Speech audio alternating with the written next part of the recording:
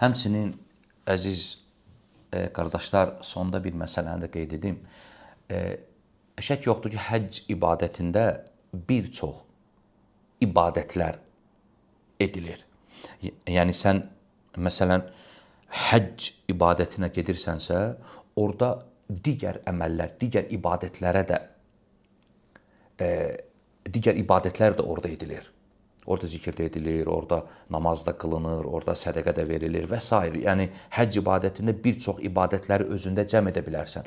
O əzəmətli ibadətlərdən biri də həcc vaxtı, ən əzəmətli ibadətlərdən biri müsəlmanlara xidmət etmək. Həccdə müsəlmanlardır. Bacardığın qədər maksimum şəkildə müsəlman qardaşlarına xidmət et. Vallahi xırda əməl də olsa, su ver, çörək ver, yardım et, apar, gətir, köməkləş. Həcc ibadətində bu əzəmətli ibadəti müsəlmanlara yardım etmək, xidmət etmək, onların xidmətində durmaq həcc vaxtı daha asan olur. Yəni bir çox müsəlmanlar var orada. Mücahid rahimehullah deyir ki, İbn Ömərlə, Mücahid tabiindir, İbn Ömər səhabədir. İbn Ömərlə bir yerdə səfərə çıxdım. Ona niyə görə çıxdım? Ona səfərdə xidmət etmək üçün. Amma o mənə xidmət edirdi, deyir. Yəni mən İbn Ömərdən səfərə çıxdım ki, ona səfərdə xidmət edim. Xidmətində dayanım.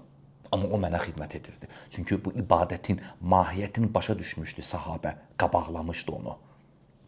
Abdullah ibn Mübarək rahimehullah səfərə çıxanda səfər yoldaşlarına ən gözəl yeməkdən verirdi.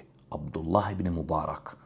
Yəni maksimum dərəcədə xırda da olsa, yəni sən xırda deyib keçmə.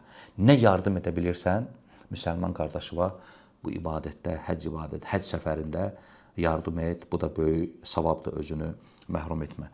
Hər bir halda bu az da olsa həcc ibadətinin fəziləti barəsində danışdım.